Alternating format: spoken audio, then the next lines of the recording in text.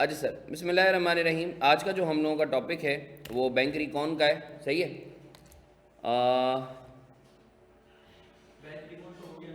I am sorry, bank recon हो गया, एक मिनट रुको।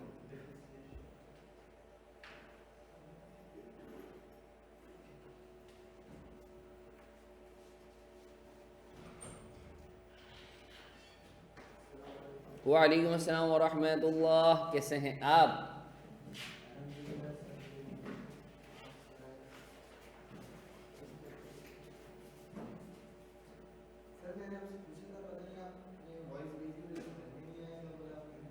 क्या पूछा था?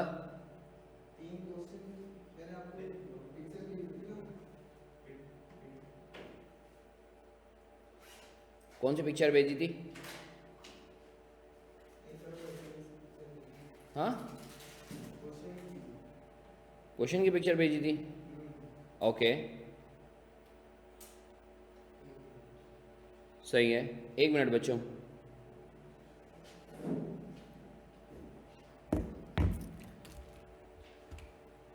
अच्छा जी सर, आज का जो हम लोगों का टॉपिक है, सबसे पहले देखो आज दो टॉपिक्स हैं।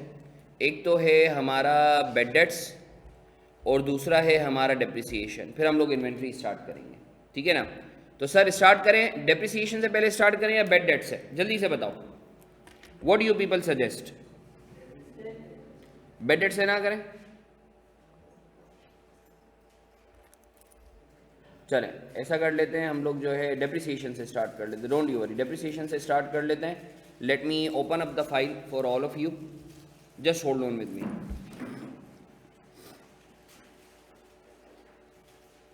Just hold on with me.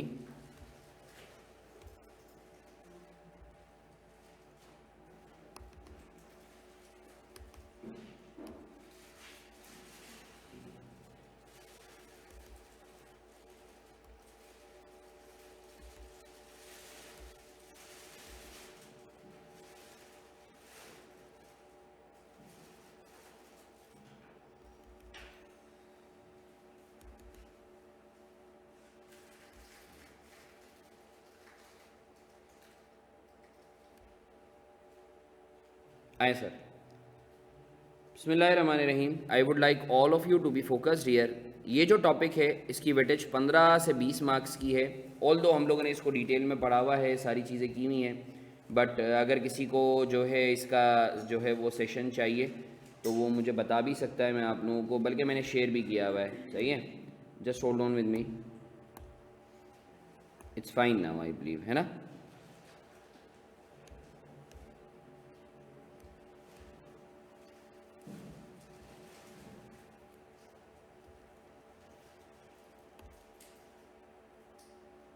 अब सही है। स्क्रीन नज़र आ रही है आप लोगों को? सर आपने लास्ट टाइम शॉर्ट ट्रिक्स बताई थी। एक सवाल आया है, सर आपने लास्ट टाइम शॉर्ट ट्रिक्स नहीं बताई थी फॉर सॉल्विंग। मैं आपके प्रॉपर लेक्चर देख लिए हैं। अरीबा बिल्कुल मैं बता देता हूँ, मेरा बच्चा, मैं बता देता हूँ। जी जी, डेप्रिसिएशन कंप्लीट हो जाएगा, बल्कि बेड डेट्स भी हो जाएगा, डोंट यू वरी। अच्छा सर, आइए 16 की अगर मैं बात करूँ, अच्छा मैं साथ साथ ना तुम लोगों को की पॉइंट्स भी बताता रहूँगा, तो आप लोगों ने वो भी नोट करना है, सही है?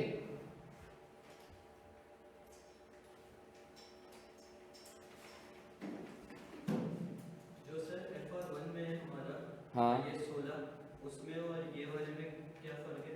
कौन सा वाला? जो FR1 में भी है ना IS16, हाँ तो बिल्कुल सेम है या उसमें कोई और सर, एडिशनल फीचर? FR1 में जो है IS16 का जो हम पढ़ रहे हैं वो एडवांस लेवल है। एक्चुअली IS16 के जो है 6 एरियाज़ हैं, सही है। तो 4 एरियाज़ यहाँ कवर्ड हैं। रीवैल्यूएशन और डिस्क्लोजर वाला जो थोड़ा सा ट्रिकी और एडवांस्ड एरिया है वो FR1 में कवर्ड है, सही है। इंशाल्लाह ज़िंदगी रही तो मेरे साथ ही तुम लोग पढ़ोगे। अच्छा जी सर, तुम्हारा जो है 15 से 20 मार्क्स का जो है इंट्रोडक्शन टू अकाउंटिंग लेवल पर जो है ये एग्जामिनेबल होगा। IS16 ये वो टॉपिक है जो बिज़नेस में कुछ हो ना हो ये तो होता ही होता है, क्योंकि आपके पास कुर्सियाँ, प्रॉपर्टी, प्लांट एंड इक्विपमेंट, उसके बगैर आप बिज़नेस कर नहीं सकते हो।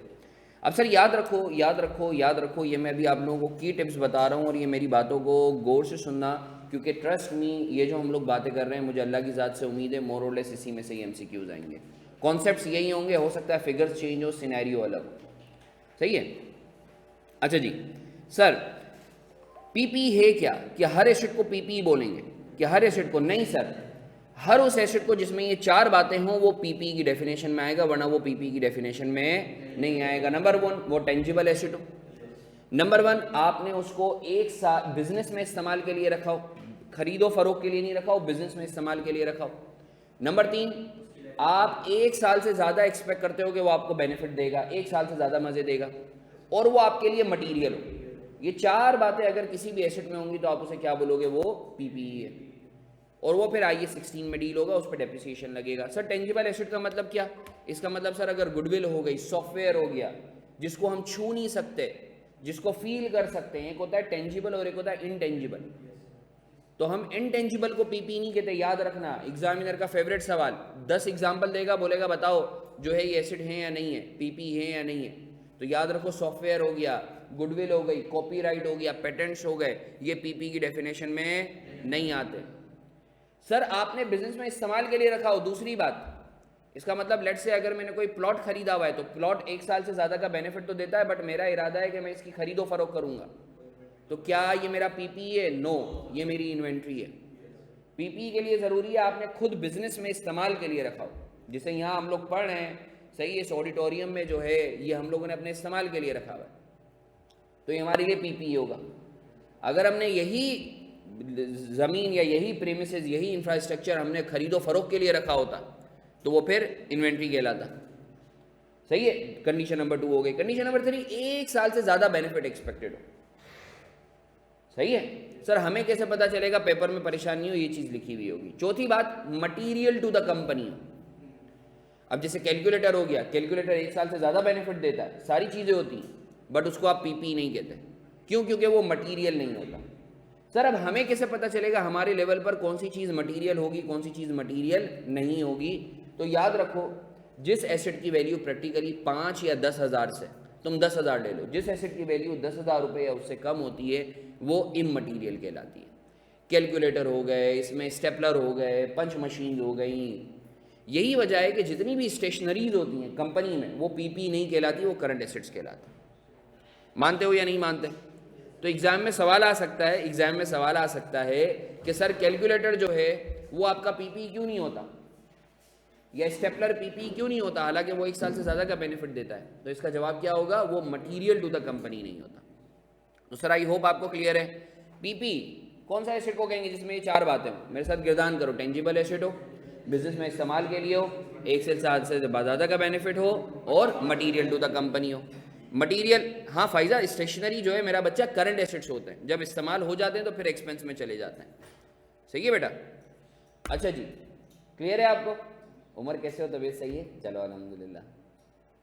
हाँ भाई क्लियर है, आगे बढ़ें। पीपी की डेफिनेशन पे किसी को कोई मसला तो नहीं है? चले ग्रेट ग्रेट। ऑनलाइन वाले बच्चों आप लोग भी बता दो। अब अच्छा खुरम, ये मटेरियल हर कंपनी अपने हिसाब से सेट करती है, बट नॉर्मली चूँकि मैं इंडस्ट्री से भी हूँ और मैं कंपनीज़ के अंदर जो है बाज़-औक़ात कंसल्टेंसी भी दे रहा होता हूँ, सो नॉर्मली कंपनीज़ 10,000 की जो है वो लिमिट रखती हैं कि हर वो एसेट जो 10,000 से कम का होगा आप उसको पीपी नहीं कहोगे, उसको आप या तो करंट एसेट के तौर पे बुक करोगे या एक्सपेंस आउट कर दोगे। तुम्हें इस पर परेशान होने की ज़रूरत नहीं है, 2-3 एग्जाम्पल्स दे रहा हूँ, बस तुम्हारे लेवल पर ये याद रख लो। कुछ गम FR1 के, FR2 के और CA फाइनल्स के हैं, वो इंशाल्लाह जब हम लोग पढ़ेंगे तो उस पर बात करेंगे। अभी तुमने क्या याद रखना है? सर कैलकुलेटर, स्टेपलर, पंच मशीन, अगर पेपर में इस किस्म के सवालात आते हैं, स्टेशनरी, सो ये पीपी ही नहीं है, या तो ये करंट एसेट होगा या बाज़-औक़ात कंपनी इसको एक्सपेंस आउट कर रही होती है। सही है? नहीं सर नहीं, हमें तो आप प्रैक्टिकली बताओ जो आपका एक्सपीरियंस है। तो भाई 10,000 जो है नॉर्मली वो एसेट जिसकी वैल्यू 10,000 हो या उससे कम होती है तो हम उसको इममटीरियल अज्यूम करते हैं, उसको पीपी नहीं कहते, और उसको या तो करंट एसेट के तौर पे बुक करते हैं या एक्सपेंस आउट। नहीं सर 10,000 ही क्यों, 5,000 क्यों नहीं, 15,000 क्यों नहीं, 20,000 क्यों नहीं, 35,000 क्यों नहीं? इसके लिए अगर ज़्यादा मस्ती है तो मेरा जो डिटेल्ड लेक्चर्स हैं उसमें मैंने बताया हुआ भी है कि भाई आप अगर ज़्यादा रखोगे या कम रखोगे तो क्या इम्पेक्ट पड़ेगा, और नॉर्मली कंपनीज 10,000 क्यों रखती हैं। सही है, मोड़ा इंशाल्लाह FR1 FR2 में डिटेल में टॉपिक है, वो हम लोग वहाँ कवर करेंगे। अच्छा जी आगे बढ़ें, क्लियर है आपको? अच्छा जी सर अब बात कर लेते हैं initial measurement of PP. Sir day 1 पे जब आप जो है पीपी खरीद रहे हो तो सवाल ये पैदा होता है आप पीपी को किस वैल्यू पर रखोगे, 5 रुपये, 10 रुपये, 15 रुपये, 20 रुपये, 30 रुपये, 50 रुपये। तो स्टैंडर्ड बोलता है कि पॉइंट ऑफ परचेज से लेके यूजेबल कंडीशन में लाने तक जितना भी खर्चा होगा वो सब का सब पीपीई की कॉस्ट का हिस्सा बनेगा, सिवाय तीन चीज़ों के, refundable taxes, abnormal charges, non incidental charges. ये तीन खर्चे पीपी की कॉस्ट का हिस्सा नहीं बनेंगे। तो याद रखो, पॉइंट ऑफ परचेज से लेके, लेट्स से मैं यूएसए से माल इंपोर्ट कर रहा हूँ, मैं यूएसए से माल इंपोर्ट कर रहा हूँ और मेरी फैक्ट्री लांडी में, कराची में, सही है, तो यूएसए से माल जब शिप होगा उस पॉइंट से लेके लांडी में माल लाने तक, इंस्टॉलेशन तक, यहाँ तक कि जब तक वो लाइव नहीं हो जाता, जितनी भी कॉस्ट है वो सब की सब पीपी की कॉस्ट का हिस्सा बनाऊंगा, सिवाय number 1 refundable taxes, abnormal charges, non incidental charges. मानते हो या नहीं मानते? अच्छा सर, अब ये हमें कैसे पता चलेगा कि रिफंडेबल चार्जेस कौन से हैं? सर सवाल में लिखा हुआ होगा। सर अगर नहीं लिखा हुआ तो हम क्या अज्यूम करें? सर याद रखो, सेल्स टैक्स और एडवांस टैक्स कुछ ना लिखा हो तो हमेशा रिफंडेबल अज्यूम करना। ऑनलाइन वाले बच्चों, ये एमसीक्यू के लिए बता रहा हूँ, सेल्स टैक्स या एडवांस टैक्स अगर कुछ ना लिखा हो तो हमेशा रिफंडेबल अज्यूम करना। जी खुरम बेटा। Sir import duty, custom duty, octroi charges कुछ ना लिखा हो तो हमेशा नॉन रिफंडेबल अज्यूम करना। नॉन रिफंडेबल को कॉस्ट का हिस्सा बनाओगे, रिफंडेबल को कॉस्ट का हिस्सा नहीं बनाना। मानते हो या नहीं मानते? Abnormal charges, sir abnormal charges वो चार्जेस होते हैं जो मैनेजमेंट की इनएफिशिएंसी की वजह से होता है, हड़हरामी की वजह से होते हैं मैनेजमेंट की। फॉर एग्जाम्पल मेरा जो ड्राइवर था वो जो है जब पोर्ट पे प्लांट उतरा, जब फैक्ट्री पर ला रहा था तो सस्ती चरस पी के ड्रिफ्टें मार रहा था। अब उसकी वजह से उसको चालान हो गया। अब वो जो चालान हुआ है सर, ये एक एबनॉर्मल नेचर का है। अगर तो उसने जो है वो मस्ती ना की होती, ड्रिफ्टें ना मारी होती, तो इसके ऊपर ये चालान ना होता। तो टेक्निकली ये एबनॉर्मल है। एक और एग्जांपल दे रहा हूँ। लेट्स से जब प्लांट इंस्टॉल हो रहा था तो इंस्टॉलेशन के वक्त जो है वो जो मैंने अपने बंदे को बुलाया तो उसने अपने साथ एक छोटे जो है वो 15 साल के बच्चे को भी लेकर आ गया कि चल भाई नट बोल्ट तेज कर, लगा, टाइट कर। अब उस बच्चे ने, जाहिर सी बात है उसको काम का पता ही नहीं था, उसने वो नट जो है प्लांट का तोड़ दिया। अब ये जो नुकसान हुआ है, नट जो एक टूट गया या कोई पार्ट टूट गया, ये नॉर्मल है एबनॉर्मल है? ये एबनॉर्मल है।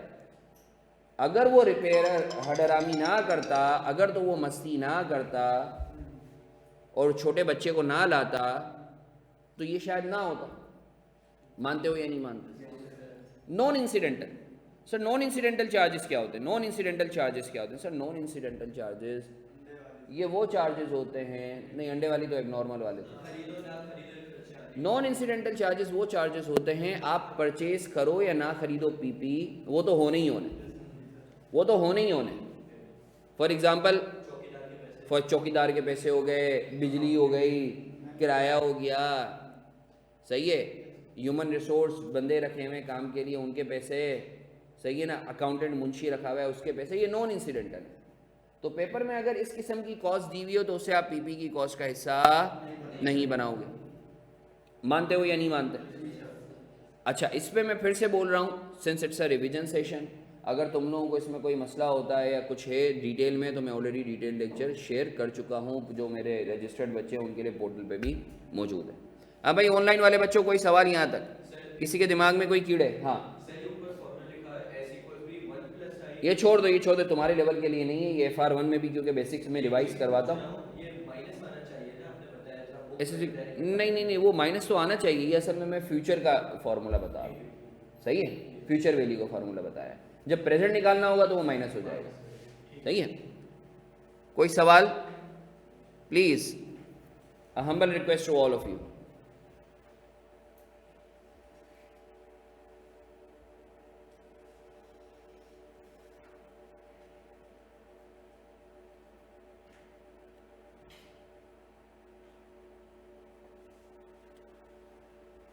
Any question?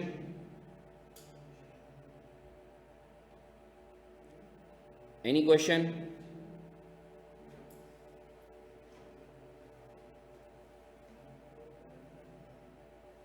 अच्छा जी, आज के सेशन में जो है ना,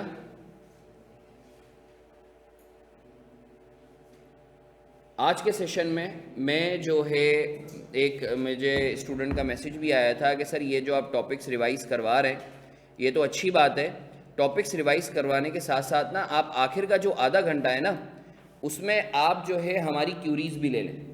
जिसे मैं अभी एक ग्रुप पर हूँ, ये माशाल्लाह जो हमारी एक स्टूडेंट ही है Nisa, so she is, I am sure you people have joined that discussion group as well. So अल्लाह उसे जज़ाए खैर दे। तो उन्होंने एक ग्रुप बनाया है, तो उसमें ना बच्चे सवालात करते रहते हैं, तो और भी टीचर्स हैं तो अच्छा है, तो तुम लोग भी चाहो तो उधर पूछ सकते हो। तो मैं ज़्यादातर ये सजेस्ट करता हूँ कि ग्रुप के, क्योंकि ग्रुप में जो है तुम लोग मसरूफ़ लोग होते हो तो मैसेजेस देखते नहीं हो, बाज़-औक़ात 50 मैसेजेस ट्रेल चल रही होती है तो मिस भी हो जाते हैं, मुझसे भी मिस हो जाते हैं, ठीक है ना।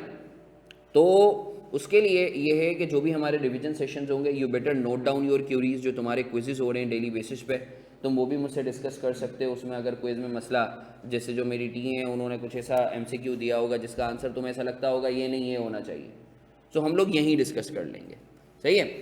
अच्छा जी यार, एक सवाल आया है, अरीबा ने सवाल किया है कि सर एबनॉर्मल चार्जेस और incidental because of net disturbance. अच्छा मैं रिपीट कर देता हूँ, सिर्फ तुम लोगों की खातिर मैं दोबारा रिपीट कर देता हूँ। देखो यार, एबनॉर्मल चार्जेस एक होते हैं नॉर्मल चार्जेस और एक होते हैं एबनॉर्मल चार्जेस। ये एग्जामिनर का फेवरेट एरिया है, इन्वेंट्री में भी क्योंकि ये आ सकता है, ये डिप्रिसिएशन में भी आ सकता है, तो ये MCQ बनता ही बनता है। ICAP में इससे रिलेटेड MCQ पूछा ही जाएगा कि भाई हम ये इन्वेंट्री खरीद रहे हैं या ये PP खरीद रहे हैं, तो हमने ये खर्चे किए, तो आप बताओ ये नॉर्मल होंगे या एबनॉर्मल होंगे, या फिर ये कॉस्ट का हिस्सा बनेंगे या नहीं बनेंगे। तो पहले समझ लो नॉर्मल और एबनॉर्मल में फ़र्क क्या है। नॉर्मल एक्सपेंस, अरीबा अगर मैं तुम्हारी बात करूं, मेरे साथ रहना, मुझे बताना। लेट्स से अरीबा मुझे बताओ, तुम जो है तुम्हारी लैंड्री में फैक्ट्री है, तुम बहुत बड़ी इंडस्ट्रियलिस्ट हो, जो है USA से तुम माल ला रही हो लैंड्री में, फैक्ट्री में प्लांट एक लगाने के लिए। अब मुझे बताओ जो तुम ट्रांसपोर्टेशन एक्सपेंस कर रही हो शिपमेंट के या पोर्ट से इधर माल लाने के लिए, जो है वो प्लांट लाने के लिए जो ट्रक वाले को पैसे दे रही हो, क्या तुम इसे अवॉइड कर सकती हो? नहीं। अब कंधे पे लाद के तो तुम नहीं ला सकती ना, ये तो होना ही होना ही है ट्रांसपोर्टेशन, तो ये नॉर्मल एक्सपेंस है विच कांट बी अवॉइडेड, सही है। अब अरीबा कुछ ऐसे एक्सपेंसेस होते हैं जो तुम्हारी इनएफिशिएंसी की वजह से या तुम्हारी जो है लेट से जो है अवॉइडेबल एक्सपेंसेस होते हैं जिनको तुम चाहो तो अवॉइड कर सकते हो, वो नॉर्मल कोर्स ऑफ बिजनेस का हिस्सा नहीं होते। जिसमें मैंने एग्जांपल दी कि लेट से तुम जो ड्राइवर को तुमने रखा था वो ड्रिफ्टे मार रहा था, उसको पेनल्टी लग गई। अब वो जो पेनल्टी लगी है क्या ये नॉर्मल है या एबनॉर्मल है? एबनॉर्मल है। तो एबनॉर्मल को आप कॉस्ट का हिस्सा नहीं बनाते, नॉर्मल को आप हिस्सा बनाते हो। इसी तरीके से नॉन इंसिडेंटल और इंसिडेंटल, सर इन दोनों में क्या फ़र्क होता है? देखो इंसिडेंटल का मतलब होता है तुम एसेट खरीदोगे तो इनकर होंगे, एसेट नहीं खरीदोगे तो नहीं होंगे। अब जैसे ट्रांसपोर्टेशन हो गई, LC चार्जेस हो गए, इंपोर्ट ड्यूटी हो गई, अगर आप प्लांट ना खरीदते तो ये इनकर ना होते, तो स्टैंडर्ड बोलता है इंसिडेंटल को आप कॉस्ट का हिस्सा बना लो। मगर कुछ ऐसे खर्चे होते हैं जिनका प्लांट की खरीदो फरोख्त से कोई ताल्लुक नहीं होता। फॉर एग्जाम्पल, तुमने अगर एक अकाउंटेंट रखा हुआ है, मुंशी रखा हुआ है जो तुम्हारी अकाउंटिंग करता रहता है, अब तुम हर महीने उसको तनख्वाह देते हो, तो तुम प्लांट खरीदो या ना खरीदो वो तो होने ही होने। तो स्टैंडर्ड बोलता है कि देखो ये जो नॉन इंसिडेंटल है ना, जिनका ताल्लुक प्लांट के खरीदने से नहीं है, उसे आप कॉस्ट का हिस्सा बनाओ भी नहीं। क्लियर है आपको? ये 2-3 बच्चों का सवाल था तो इसलिए आई थॉट मैं एड्रेस कर दूं। अब ये बहुत इंपॉर्टेंट चीज़ है जो मैं तुम लोगों को बताने के लिए जा रहा हूं। सर याद रखो ये 3-4 चीज़ें जो एग्जामिनर हर अटेम्प्ट में पूछ रहा होता है घुमा फिरा के।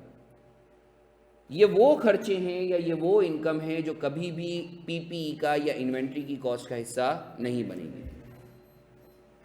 ये वो खर्चे हैं जो कभी भी इन्वेंट्री का या PPE की कॉस्ट का हिस्सा नहीं बनेगी। सर वो खर्चे क्या हैं? याद रखो, ट्रेनिंग कॉस्ट।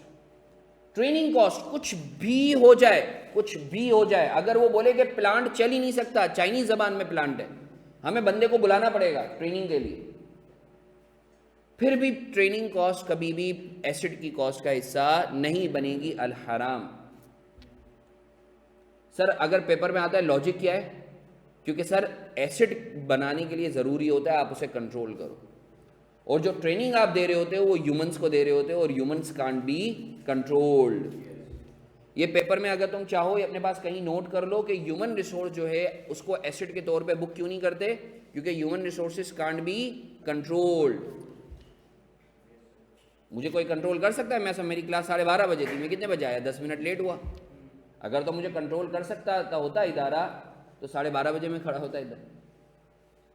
तो याद रखो ये बड़ी अहम चीज़ है, एग्जामिनर का फेवरेट एरिया, कि ह्यूमन रिसोर्सेज को आप एसेट के तौर पे क्यों बुक नहीं करते, because they can't be control.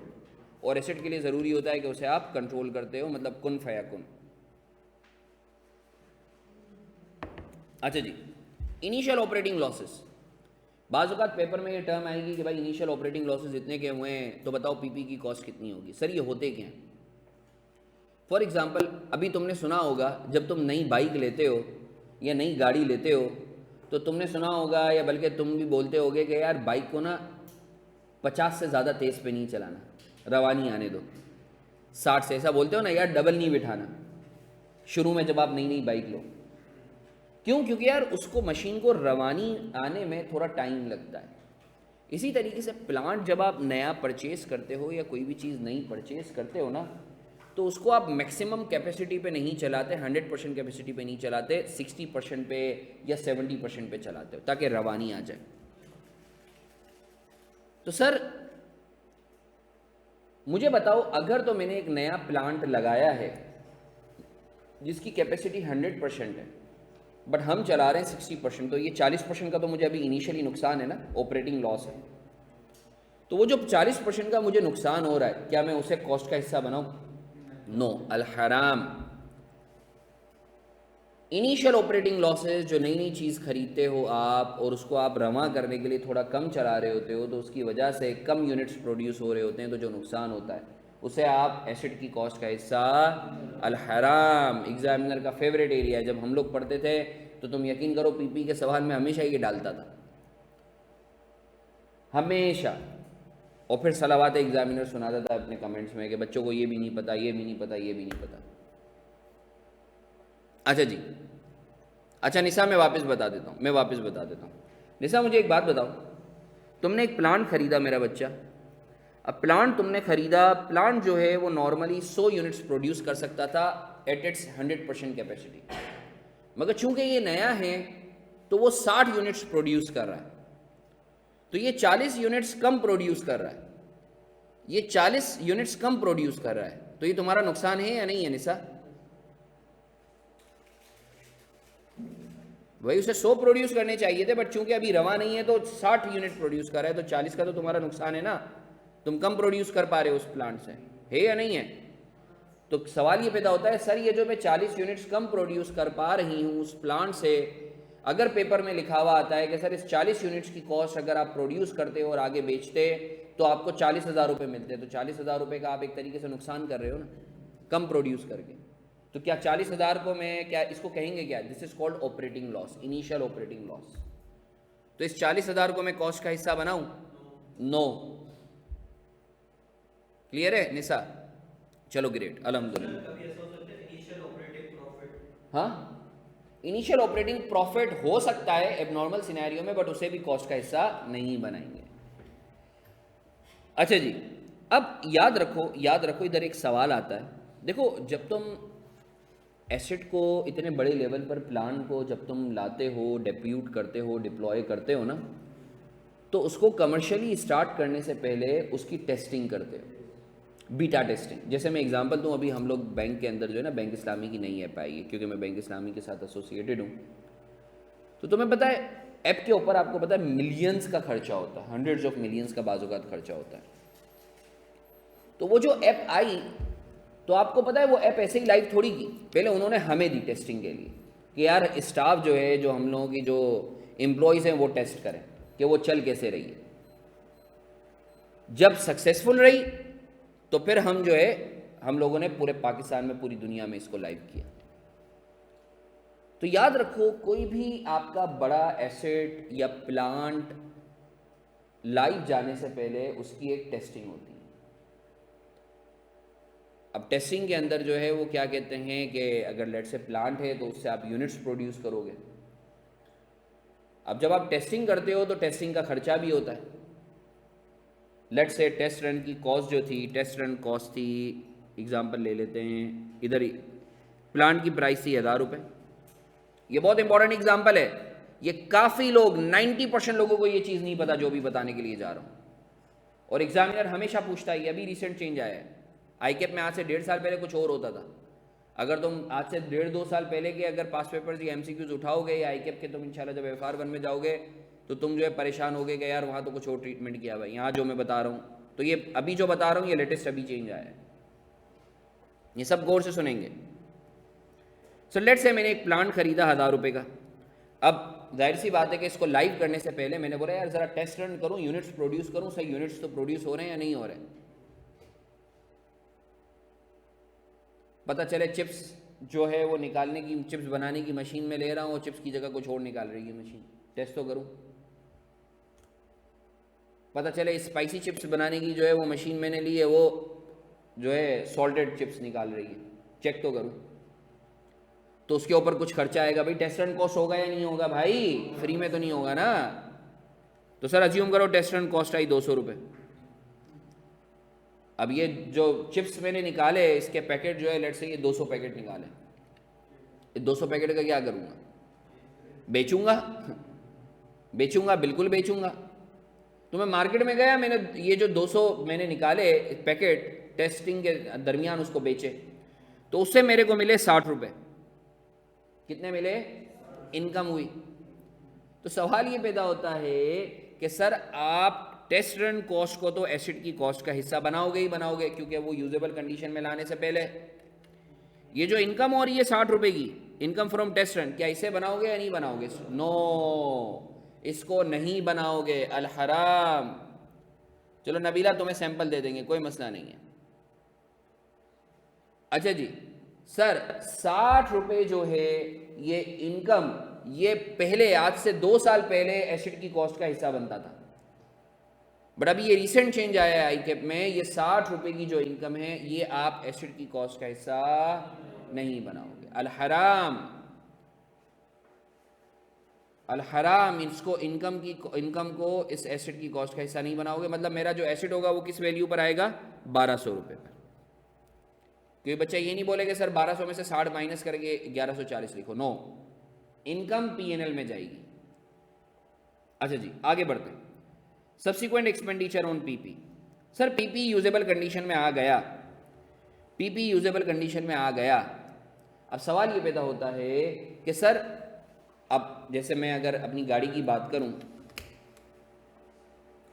Online वाले बच्चों आप लोग मेरे साथ हो, आप लोगों को क्लियर है? जल्दी से मैसेज करके बता दो, किसी के दिमाग में कोई कीड़े? शाजिब सवाल।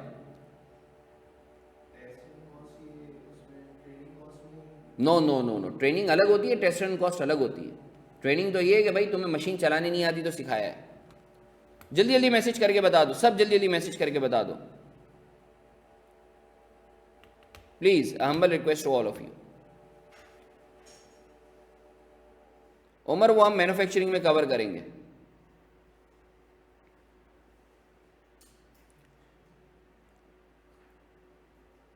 अच्छा जी, no no no, training cost जो है वो कभी भी कैपिटलाइज नहीं होगी, हराम। हाँ नहीं, लाइव होने से पहले होती है टेस्ट रन। भाई तू कमर्शियली लाइव करने से पहले करेगा ना टेस्टिंग। लाइव हो गया, पता चले कि कुछ और निकाल रहा है वो मशीन, हाँ पता चले तेरे कोई अंदर खींच ले मशीन हाँ फिर क्या करेगा? गुफा में फिर गुम हो जाएगा तो।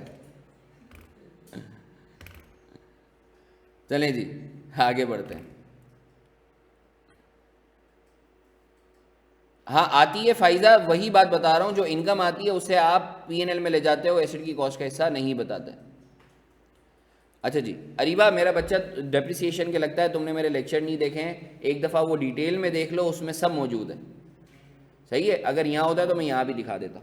आओ, subsequent expenditure on PP. Sir सवाल ये पैदा होता है कि एसिड यूजेबल कंडीशन में आ गया, ठीक है, इस्तेमाल हो रहा है। जैसे मैं अपनी गाड़ी की एग्जांपल देता हूँ, मेरी गाड़ी जब आ गई, मैं शोरूम से लेकर आ गया, तो हुआ ये कि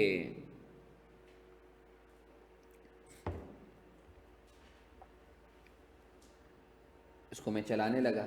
अब आपको पता है कि नॉर्मल वेयर एंड टियर होती है, रिपेयर एंड मेंटेनेंस होती है, इसकी पीरियोडिक मेंटेनेंस होती है। कहीं खुदा न खास्ता लग गई, कराची में तो ये है ना कि भाई आप तमीज़ से चला रहे हो, दूसरा बंदा आके उड़ाता हुआ ले जाएगा। जैसे 1 साल पहले ही जो है जब मैंने ये स्पेशल एडिशन रखी हुई थी, सो हुआ ये कि सफ़ेद कलर की, पता नहीं मैं यहाँ लाता हूँ या नहीं, तो मैं जा रहा था क्लिफ्टन की तरफ, तो वो पीछे से बाइक अचानक से पता नहीं क्या उड़ाता हुआ पूरा वो जो उसका जो लिप होता है, बैक लिप, उड़ाता हुआ चला गया। खैर आया अच्छा था, माफ़ी वाफ़ी मांगी, बैक लिप उठा के मैंने क्या बोलूँ यार, चलो यार। तो सर ये वाला नुकसान हो गया। ये बाज़ औक़ात अपनी मस्ती होती है कि यार गाड़ी को सजाओ, जैसे तुम देखते होगे स्पोर्टी बनी हुई होती है कुछ गाड़ियाँ, सही है ना, वो शशके वशके लाइटें वाइटें पूरा ही जो है वो आपका जो अपीयरेंस होता है वो चेंज हो जाता है। तो ये खर्चे होते हैं, मगर ये लाइव होने के बाद इस्तेमाल के दरमियान खर्चे हो रहे होते हैं।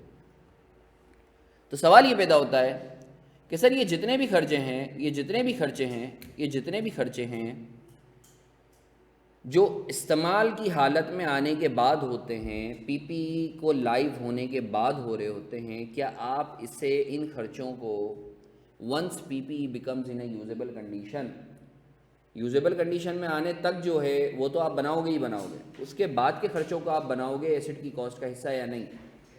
फॉर एग्जांपल मैंने गाड़ी अगर ली, एग्जांपल ले रहा हूँ लेट से 5 लाख की, अब मैंने इसकी पीरियोडिक मेंटेनेंस करवाई 50,000 की, तो क्या मैं 5 लाख में 50,000 को ऐड करूं? सवाल पैदा होता है। या मैंने इसके ऊपर कोई मशीनें लगाई, टर्बो मशीन लगाई जिससे मेरी एवरेज अच्छी हो गई, तो क्या उससे मैं हिस्से बना, वो 1 लाख का था। तो सर सवाल ये पैदा होता है कि यूजेबल कंडीशन में जब एसेट आ गया, यूजेबल कंडीशन में जब एसेट आ गया, तो आप क्या वो जो फर्दर एक्सपेंडिचर्स हो रहे हैं उन्हें आप एसेट की कॉस्ट का हिस्सा बनाओगे या नहीं बनाओगे। तो याद रखो, याद रखो, याद रखो, याद रखो, याद रखो, स्टैंडर्ड बोलता है एज अ जनरल रूल, एक दफ़ा एसेट अगर यूजेबल कंडीशन में आ गया, उसके बाद जितने भी खर्चे होंगे, उसके बाद जितने भी खर्चे होंगे वो कभी भी पीपी की कॉस्ट का हिस्सा नहीं बनेंगे। यूजेबल कंडीशन में आने के बाद जितने भी खर्चे होंगे वो पीपी की कॉस्ट का हिस्सा नहीं बनेंगे, अनलेस उनमें इन 3 में से कोई एक बात हो। अगर इन 3 में से कोई एक बात है तो फिर आप पीपी की कॉस्ट का हिस्सा बनाओगे, वरना नहीं बनाओगे। वो 3 बातें क्या हैं? The expenditure increases efficiency of asset, efficiency बढ़ाता है। फॉर एग्जाम्पल मेरी गाड़ी है, इसकी एवरेज है लेट से 10। उमर मेरे पास आया, बोला हसन एक काम कर, ये मशीन दे रहा हूँ, ये मशीन गाड़ी में लगा दे, इससे एवरेज जो है ना 10 की जगह तेरी 18 या 19 हो जाएगी, एफिशिएंसी बढ़ रही है। अब ये जो इसने मुझे मशीन दी है छोटी सी गाड़ी में लगाने के लिए, ये थी 1 लाख की, तो क्या इस 1 लाख को मैं एसेट की कॉस्ट का हिस्सा बनाऊँ? जी सर बिल्कुल बनाऊँगा। क्यों? क्योंकि इसकी वजह से आपकी गाड़ी की एफिशिएंसी बढ़ रही है, एवरेज अच्छी हो रही है। अच्छा सर अगर ये नहीं है तो दूसरी चीज, this expenditure increase the life of the asset, यानी आप कोई ऐसा खर्चा करो जिसकी वजह से गाड़ी की लाइफ बढ़ जाए या प्लांट की लाइफ बढ़ जाए, ओवरहोलिंग कॉस्ट जिसको हम कहते हैं। गाड़ी को 2-3 साल हो जाए तो आप ओवरहोल पूरा करवा लेते ना, इंजन को खोल करके वो सारा खर्चा, तो उसकी लाइफ जो है 2-3 साल खिंच जाती है। तो ये टर्म याद रखना, ओवरहोलिंग कॉस्ट। ओवरहोलिंग कॉस्ट हमेशा कैपिटलाइज होती है, क्यों? क्योंकि इसकी वजह से लाइफ बढ़ जाती है। Number 3, if the expenditure increases production capacity of the asset, या तो खर्चा ऐसा है जिसकी वजह से प्रोडक्शन बढ़ जाए। अगर गाड़ी की एग्जांपल लूँ तो मेरी लेट से 4 सीटर है, अब मुझे मस्ती सूझी कि इसको 8 सीटर बनाना है, तो वो गधे वाला जो कार्ड होता है ना वो गाड़ी के पीछे लगा दिया, चलो भाई 8 सीटर बना लो। तो वो जो कार्ड मैंने लगाया है पीछे, जो भी लगाया हो, तो सर इसकी वजह से क्या कैपेसिटी बढ़ रही है गाड़ी की? जी बिल्कुल बढ़ रही है। तो सर वो जो कार्ड के पैसे हैं वो भी मैं एसेट की कॉस्ट का हिस्सा बनाऊंगा। अच्छा सर वो जो आप पीरियोडिक मेंटेनेंस करवाते हो, जो हर आप 3-3 महीने बाद करवाते हो, बाइकों की भी अपने सर्विस और ट्यूनिंग करवाते हैं, तो सर वो जो खर्चा होता है क्या उससे आप हिस्सा बनाओगे? नहीं, क्योंकि ना उससे एफिशिएंसी बढ़ती है, ना लाइफ बढ़ती है, ना कैपेसिटी बढ़ती है। मानते हो या नहीं मानते? ज़बरदस्त। अच्छा देखो, एक चीज़ याद रखो, ये एग्जामिनर का फेवरेट एरिया है और ये 90% स्टूडेंट्स को, इनफैक्ट चार्टर्ड अकाउंटेंट्स को भी ये चीज़ नहीं पता होती। मैं तो कॉर्पोरेट लेवल पर ट्रेनिंग्स करवा रहा होता हूँ ना, तो अल्लाह माफ़ करे, जाहिर सी बात है कि वो अपने बिजनेस एज यूजुअल के अंदर इतने इन्वॉल्व होते हैं कि ये बेसिक चीज़ें भूल जाते हैं। देखो, एक होता है एक्सपेंडिचर। एक्सपेंडिचर का मतलब होता है आपकी जेब से कितना गया। अब लेट्स से मैं एसी खरीद रहा हूँ और मैं गार्ड को पैसे दे रहा हूँ, दोनों एक्सपेंडिचर है। बस फ़र्क इतना है, ये जो एसिड खरीद रहा हूँ, ये जो मैं एसी खरीद रहा हूँ, स्प्लिट खरीद रहा हूँ, ये मेरा एसेट है, और ये जो मैं गार्ड को पैसे दे रहा हूँ, ये एक्सपेंडिचर जो है मेरा एक्सपेंस है। एसेट और एक्सपेंस में मैंने तुम्हारे को फ़र्क बताया था ना, कि कभी भी तुम्हें आइडेंटिफाई करना हो कि जो तुम्हारी जेब से पैसे जा रहे हैं वो एसेट है या एक्सपेंस है, क्या करोगे? तुमने देखना है मज़े दे दिए या मज़े देगा। अगर तो उस वो जो तुम्हारी जेब से पैसा जा रहा है, एक्सपेंडिचर हो रहा है, अगर तो वो मज़े देगा तो वो एसेट है। अगर तो उस खर्चे ने मज़े दे दिए तो वो क्या है? ईमान रख लो। तो सर वो जो एसेट होता है ना, इसको दूसरी ज़बान में कैपिटल एक्सपेंडिचर भी कहते हैं, लिखा हुआ भी। इसको प्रोडक्ट कॉस्ट भी कहते हैं, और ये जाता है बैलेंस शीट में। सिमिलरली ये जो रेवेन्यू एक्सपेंस होता है ना, इसको दूसरी ज़बान में रेवेन्यू एक्सपेंडिचर भी कहते हैं, इसको तीसरी ज़बान में पीरियड कॉस्ट भी कहते हैं, और ये जाता है पीएनएल में। जल्दी से बताओ, जल्दी से बताओ, जल्दी से बताओ, जल्दी से बताओ मुझे, ये जो रिपेयर एंड मेंटेनेंस में अपनी गाड़ी की करवाऊंगा, रेवेन्यू एक्सपेंडिचर होगा कैपिटल एक्सपेंडिचर होगा? Revenue expenditure. जल्दी से बताओ, ये जो मेरा ड्राइवर ड्रिफ्टे मार रहा था, इसको चालान हुआ, ये कैपिटल एक्सपेंडिचर होगा रेवेन्यू एक्सपेंडिचर? Revenue expenditure. याद रखो, जो खर्चा एसिड की कॉस्ट का हिस्सा नहीं बनेगा वो कहाँ जाएगा? पीएनएल में, और वो क्या कहलाएगा? Revenue expenditure. मानते हो या नहीं मानते? आगे बढ़े। अच्छा जी, हाँ। एक्सपेंडिचर का मतलब आपकी जेब से जितना जा रहा है।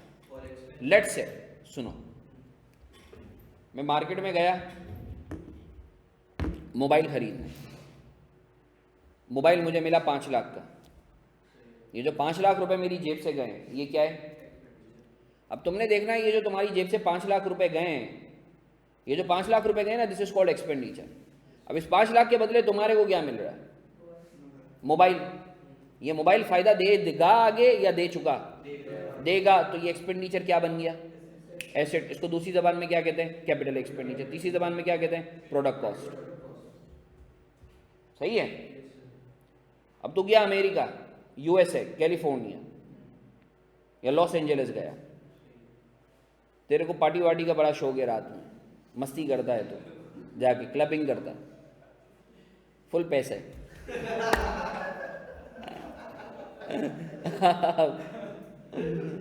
अब तू गया क्लब, वहां तूने 5 लाख रुपए उड़ाए। अब वो जो तूने 5 लाख रुपए उड़ाए हैं, एक्सपेंडिचर तेरी जेब से गया, उसके मजे मिलेंगे या मजे ले लिए तूने? ले लिए, उड़ गए।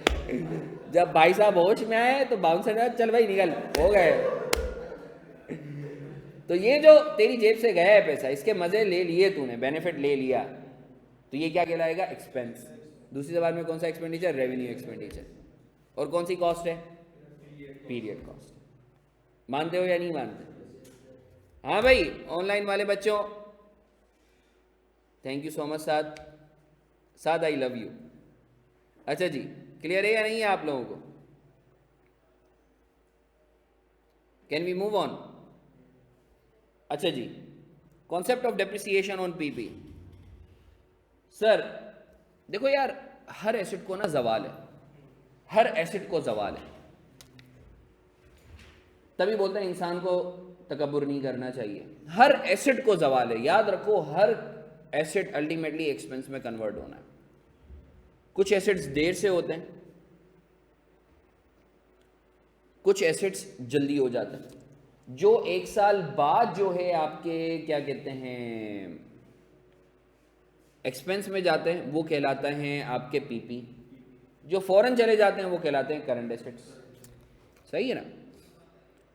तो सर याद रखो पीपीई के ऊपर आप उसको पीपीई को जब इस्तेमाल करोगे तो वो एक्सपेंस बनेगा, तो उस एक्सपेंस को क्या कहते हैं? डेप्रिसिएशन।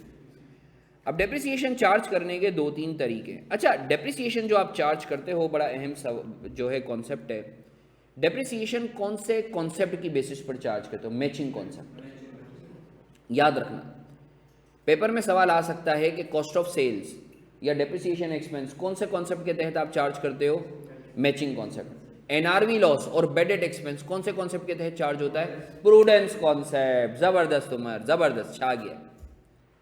एनआरवी लॉस और बेडेड एक्सपेंस प्रूडेंस कॉन्सेप्ट के तहत चार्ज होता है, मगर डेप्रिसिएशन एक्सपेंस और कॉस्ट ऑफ सेल्स, जो कल मुझसे कोई दो तीन लड़के ग्रुप पे पूछ भी रहे थे कि sir cost of sales debit क्यों होता है, तो भाई एक्सपेंस है ना। जब तुम इनकम ले रहे हो, सेल्स को बुक कर रहे हो, ये मोबाइल है, ये मोबाइल अगर मैंने लेट से खरीदा है 5 लाख का, अब जब इसको मैं बेच रहा हूँ 6 लाख में, तो जो 6 लाख कमाने के लिए 5 लाख खर्च भी तो किए हैं, तो उसको नहीं लोगे।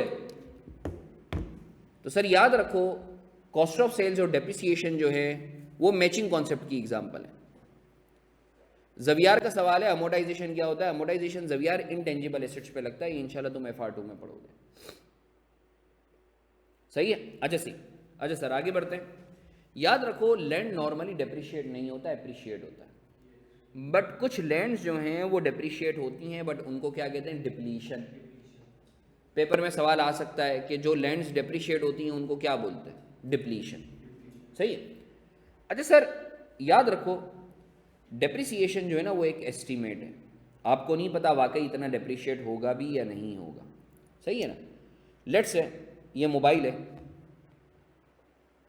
ये मैंने ख़रीदा है, मुझे ऐसा लगता है मैं इसको इस्तेमाल करूँगा 3 साल, तुम ईमानदारी से बताओ क्या ये 3 साल चलेगा? पता नहीं। अगर तो मैं इसकी बीप तो दे मार 4.5 उठा के फेंकता हूँ, बहुत रफ यूज़ करता हूँ, सही है ना, लापरवाही के साथ, तो शायद 2 साल में ही ख़राब हो जाए।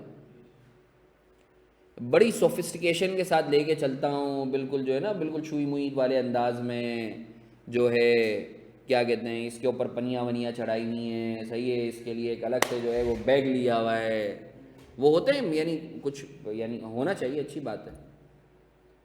तो शायद 3 साल क्या ये 10 साल चल जाए। मैं इनफैक्ट मेरे कुछ दोस्त यार बच्चों को, स्टूडेंट्स को मैं जानता हूँ जो iPhone 7 भी अभी भी यूज़ कर रहे हैं। अच्छी बात है, सही है, और बड़ा अच्छे से रखा हुआ है संभाल के। तो सर इसका मतलब ये है कि ये जो आप डेप्रिसिएशन चार्ज करते हो ये एस्टीमेट है ना, यानी मैं बोलता हूँ ये मेरा मोबाइल 3 साल चलेगा, मैं इसको 3 सालों में डेप्रिशिएट करूँगा, तो ये तुम भी जानते हो, मैं भी जानता हूँ, 3 साल बाद ज़रूरी नहीं है कि ये उस हालत में हो या नहीं हो। ऐसा नहीं है कि मैं सवाल ही ना कर पाऊँ। तो याद रखो, अपने पास नोट कर लो, डेप्रिसिएशन जो है ना it's an estimate, it's an estimate, ये चेंज हो सकता है। अब सर डेप्रिसिएशन लगाने के अलग अलग तरीके, अब हर एसेट का ना अपना अलग अलग अंदाज होता है बेनिफिट देने का। ये बहुत अहम चीज़ है जो मैं बता रहा हूँ। डेप्रिसिएशन के 5 मेथड्स हैं, वैसे तो बहुत सारे मेथड्स हैं और भी हैं, बट हमारे लेवल पर, तुम्हारे लेवल पर 5 मेथड्स हैं। Straight line method, WDV method, unitary method, early method, sum of years digit method. तो सर सवाल ये पैदा होता है हम कौन से एसेट पर कौन सा मेथड यूज़ करेंगे? क्या हमारी मर्जी है? तो खुद खाता लगा हुआ है, जो हमारा दिल करे हम करें, ऐसा है? हाँ भाई, ऑनलाइन वाले बच्चों, डेप्रिसिएशन मेथड कौन सा होना चाहिए एसिड पे? कैसे पता चलेगा कौन सा मेथड यूज करना है? या सर सवाल में लिखा होगा या उसका पैटर्न देखना है कॉमन बेनिफिट का। हाँ, बहुत अच्छी बात sir. How come would we identify which method we have to use for which asset? Sir standard states सुभान अल्लाह, जवियार ने बोला सर क्वेश्चन में मेंशन होगा। अगर नहीं है बेटा, पेपर में लिखा हुआ आता है, जो मैंने सवाल किया है वही आता है, और एग्जामिनर ये 5 से 6 दफ़ा पूछ भी चुका है कि आप डेप्रिसिएशन मेथड किस बेसिस पे यूज़ करोगे? No no no no no, याद रखो, याद रखो, आपको जो मैंने 5 मेथड्स बताए हैं, आपने ये देखना है कि सर उस एसेट का पेपर में अगर सवाल आता है तो आपने जवाब देना है कि sir depreciation method will be opted based on pattern of economic benefit. वो एसेट आपको किस तरीके से मज़े देगा अगर तो एसेट का पैटर्न यू है तो कौन सा मेथड यूज़ करोगे? Straight line. अगर एसेट का पैटर्न यू है, सही है, अगर तो एसेट का पैटर्न यूनिट्स की बेसिस पर है, कुछ ऐसे एसेट्स होते हैं जैसे ये गाड़ी है, तो गाड़ी के अगर आप देखोगे ना, मैं पढ़ रहा था या पता नहीं किसी तुम लोगों से शायद बात हो रही थी कि ये वाली गाड़ी जो है ये 1-1.5 लाख किलोमीटर मैक्सिमम चल सकती है, नंबर ऑफ किलोमीटर्स या नंबर ऑफ आवर्स या नंबर ऑफ यूनिट्स। ये होता है सम ऑफ ईयर्स डिजिट, दो कि इतना चलता भी नहीं है, बस याद रख लो। तो आज के बाद अगर कोई भी तुमसे पूछे कि डेप्रिसिएशन मेथड हमें किस बेसिस पे ऑप्ट करना है, तो तुम क्या बोलोगे? Based on pattern of economic benefit. वो जिस तरीके से बेनिफिट देगा ना, उसका पैटर्न क्या है? पैटर्न यू है तो स्ट्रेट लाइन, यू है तो WDV, यूनिट्स की आवर्स की बेसिस पर है तो यूनिटरी आवर्ली। मानते हो या नहीं मानते? हाँ, नंबर ऑफ यूनिट्स, पैटर्न आ गया ना, जितने यूनिट्स इस्तेमाल करोगे, सही है ना। अब अगर एक प्लांट है जो 1 लाख यूनिट्स प्रोड्यूस कर सकता है, अब तूने 15,000 यूनिट्स प्रोड्यूस करवाए तो 15,000 तक का डिप्रिसिएशन होगा, सही है। अच्छा सर, इसके बाद फार्मूले स्ट्रेट लाइन मेथड के, माशाल्लाह तुम्हें ये फार्मूले पता है, सही है ना। इसके ऊपर अगर किसी को जो है, हमने डिटेल में भी बात की है, अगर किसी को जो है कोई इसमें डिटेल में जो है वो देखना है तो मैंने ऑलरेडी लेक्चर्स जो है रजिस्टर्ड, तुम लोग जो हो तो उनके लिए तो मैंने पोर्टल पे ऑलरेडी डले हुए हैं। अगर जो है कोई बच्चा रजिस्टर्ड नहीं है, जैसे ऑनलाइन वाले बहुत सारे बच्चे हैं, तो मैंने जो है वो ग्रैंड गिफ्ट के नाम से तुम लोग सबके लिए शेयर किया हुआ है, सही है। इनफैक्ट मैंने जो है अपने प्रीमियम क्वालिटी लेक्चर भी दिए हुए हैं, और इनफैक्ट इसकी डिटेल जो है मैंने यूट्यूब पे IAS 16 की एक और अलग से फ़ाइल बनाई हुई है, जिसमें मेरी शक्ल नहीं आ रही होगी बट वो डिटेल्ड है, अगर किसी को देखना हो, सही है। या कोई बच्चा अभी FR1 भी, क्योंकि काफ़ी बच्चे ऐसे होंगे शायद जो है वो, चलें अल्हम्दुलिल्लाह साथ, अल्हम्दुलिल्लाह। सो आप लोग वहाँ से देख सकते हो अगर इनकी डिटेल्स हैं। तो ये फार्मूले हैं, ये बेसिक हैं, सही है ना।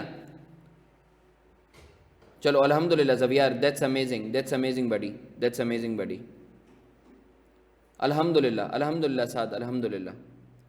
तो सर आप लोग वो देख सकते हो, क्योंकि ये रिवीजन की क्लास है, ये फार्मूले वगैरह तो बहुत बेसिक से होते हैं, सही है। अच्छा, मैं तुम्हें ये बोलूँगा कि उसमें एक वीडियो है WDV मेथड की शॉर्टकट, जो मैंने क्लास में भी करवाया था कि सर आप डेप्रिसिएशन एक्सपेंस फ़ौरन निकाल सकते हो। जैसे साद कल तुम मुझसे पूछ रहे थे या रिहान पूछ रहा था, एक सवाल मुझसे पूछ रहा था वो 51.2 वाला।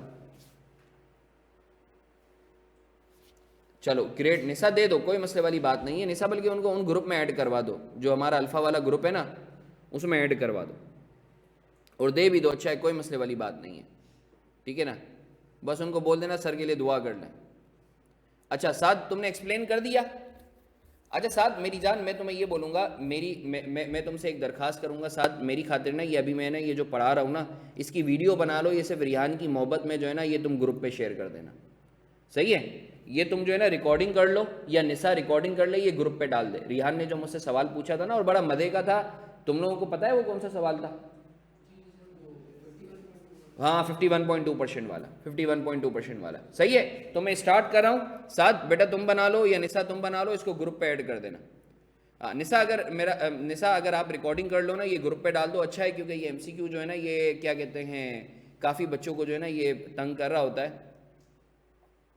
अच्छा करनी नहीं आती, अच्छा तो वो रिकॉर्डिंग के लिए तो मुझे रिक्वेस्ट करो ना, रिकॉर्डिंग के लिए रिक्वेस्ट करो इधर कहीं आ रहा होता है। ये काम करो ना, तुम लोग ही बना लो ना यार, सही है सही है। अच्छा निशा चलो कर रही है तो ठीक है, वरना तुम लोग भी तो बना सकते थे। हाँ ये भी है। अच्छा जी चलें जी, तो एक MCQ एक बच्चे ने मुझसे पूछा था कि सर लेट से एक एसिड है, उसकी अमाउंट नहीं दी हुई, WDV मेथड के ऊपर 20% से वो डेप्रिशिएट होता है, 20% से वो डेप्रिशिएट होता है, तो हम आप बताओ 3 साल तक अगर वो डेप्रिशिएट हुआ है तो आज उसकी बुक वैल्यू कितनी होगी? अनडेप्रिशिएटेड बुक वैल्यू कितनी होगी? ये एक बच्चे ने मुझसे MCQ पूछा था, सही है। मैं फिर से रिपीट कर रहा हूँ, एक एसेट है जिसकी कॉस्ट नहीं पता, सही है, WDV मेथड पर 20% से डेप्रिशिएट होता है, तो आप बताओ 3 साल बाद इसकी क्या वैल्यू होगी, या कितनी वैल्यू ऐसी होगी जो अनडेप्रिशिएटेड होगी, जो अभी बाकी होगी। टेक्निकली वो बुक वैल्यू की बात कर रहा है, सही है ना। तो सर याद रखो जब भी ऐसा सवाल आए जिसमें तुम्हें अमाउंट ना पता हो एसेट की, तो हमेशा लेट द कॉस्ट बी 100। हमेशा कॉस्ट क्या अज्यूम कर लेना, कॉस्ट क्या अज्यूम कर लेना, 100। हमेशा अज्यूम कर लेना, जब भी एसेट की कॉस्ट ना पता हो हमेशा 100 अज्यूम कर लेना। अब सर मुझे एक बात बताओ, ईयर 1 में जो डेप्रिसिएशन होगा, एक तो तरीका ये WDV का तुम फॉर्मूला लो, cost minus accumulated depreciation into depreciation rate, सही है। या दूसरा मैंने तुम्हें एक शॉर्टकट बताया था, हाँ, यानी पहला वाला तुम नॉर्मली निकाल लो और फिर हर अगला पिछले साल का 1 माइनस डेप्रिसिएशन रेट होगा। सर क्या मतलब, बताता हूं मैं। जैसे ईयर 1 का जो डेप्रिसिएशन आएगा, इधर मैं डेप्रिसिएशन रेट अगर लिखूं, डेप्रिसिएशन रेट है WDV, सही है, एट 20%। तो ईयर 1 का जो डेप्रिसिएशन आएगा वो कितना आएगा, 100 माइनस 0, क्योंकि कोई एक्यूमुलेटेड डेप्रिसिएशन नहीं है, इंटू 20%, आ गया 20, सही है। अब ईयर 2 का सर कैसे आएगा, ईयर 2 का डेप्रिसिएशन, एक तो तुम्हारा देसी तरीका है कि 100 माइनस 20 इंटू 20% कर लो, या मैंने तुम्हें एक शॉर्टकट बताया था कि हमेशा WDV के अंदर तुम पहले साल का निकाल लो और हर दूसरा साल पिछले साल का क्या हो जाएगा, 1 माइनस डेप्रिसिएशन रेट। जितना भी ईयर 1 का जो डेप्रिसिएशन होगा, ईयर 2 का डेप्रिसिएशन उसका 1 माइनस डेप्रिसिएशन रेट होगा। यानी अगर ईयर 1 का आपका डेप्रिसिएशन 20 है, तो आप इसका कितने परसेंट ले लोगे, 80%, क्योंकि WDV है ना, 1 माइनस डेप्रिसिएशन रेट 80%, तो कितना आ जाएगा, 16। नहीं सर हमें तो ये मुश्किल लगता है, तो भाई तुम वही देसी तरीका कर लो, 100 माइनस 20 इंटू 20%, तो वही 16 आ जाएगा। अच्छा सर ईयर 3 का कितना आएगा, 16 का 80%, हर अगला साल पिछले साल का 80%, 1 माइनस डेप्रिसिएशन रेट। जल्दी से बताओ, अगर रेट होता 30% तो हर अगला पिछले का कितने परसेंट होता, 70%। अगर डेप्रिसिएशन रेट होता 25% तो हर अगला पिछले का कितने परसेंट होता, 75%। अगर डेप्रिसिएशन रेट 10% होता तो हर अगला पिछले का कितने परसेंट होता, 90%। तो ये कितना आ रहा है, 12.8। तो अगर कोई मुझसे पूछे कि ईयर 3 के एंड तक डेप्रिशिएटेड वैल्यू कितनी है,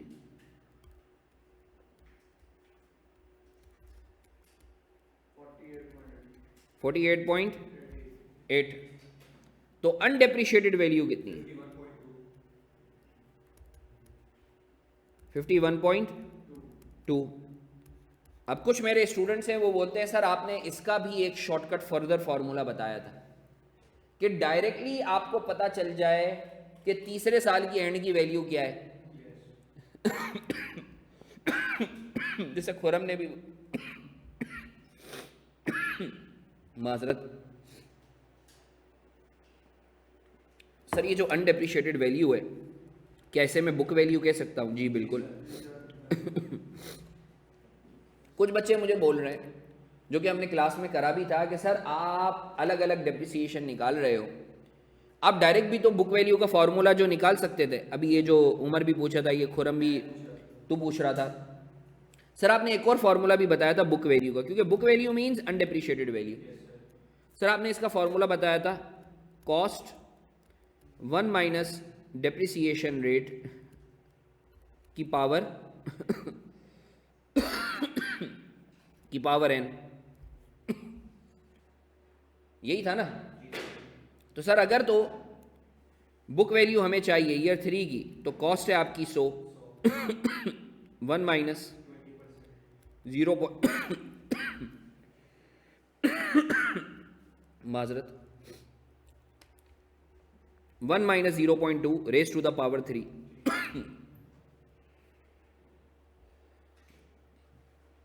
देखो क्या आ रहा है, ये आ रहा है 51.2।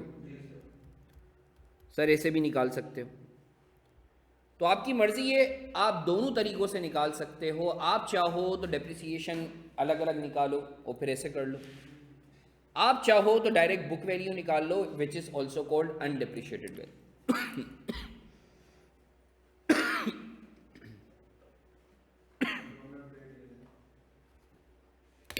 माजरत यार बच्चों,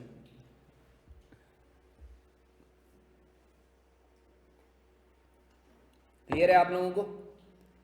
निशा इसकी वीडियो जो है ना तुम डाल देना, ताकि वो रिहान जो एक बच्चे ने सवाल किया था ना वो क्लियर हो जाए। बाकी बच्चे चलो अल्हम्दुलिल्लाह अल्हम्दुलिल्लाह। नूर इस पे मैं तुम्हें बोलूँगा, अगर आई एम श्योर काफ़ी बच्चों को ना इस पे जो है इशू होगा। सो इस पे जो मेरा यूट्यूब वाला लेक्चर है ना, एक वीडियो है WDV पे, वो देख लेना, उसमें मैंने डिटेल में ये करके बताया हुआ है।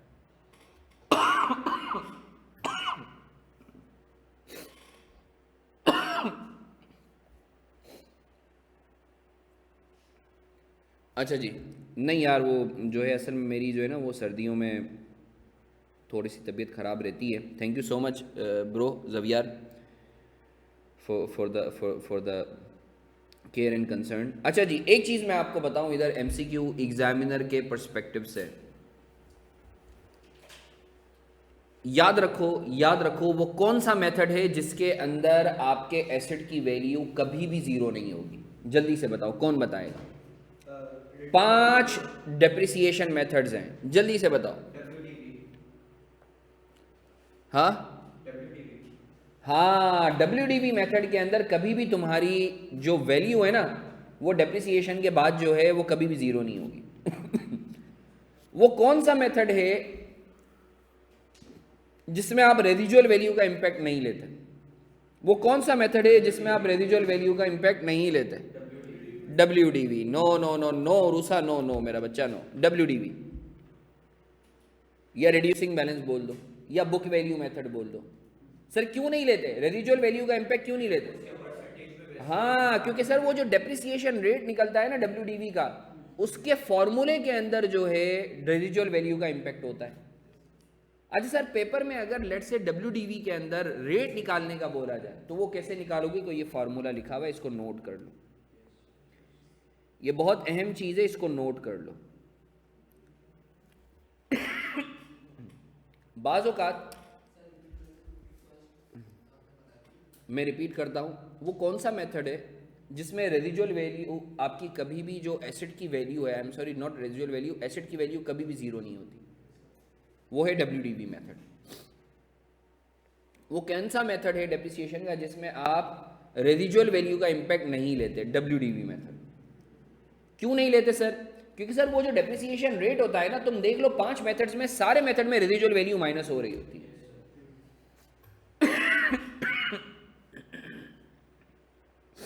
WDV में क्यों नहीं होती? क्योंकि सर वो जो डेप्रिसिएशन रेट आपका कैलकुलेट होके आता है ना, जिसका फॉर्मूला ये लिखा हुआ है, ये नोट कर लो।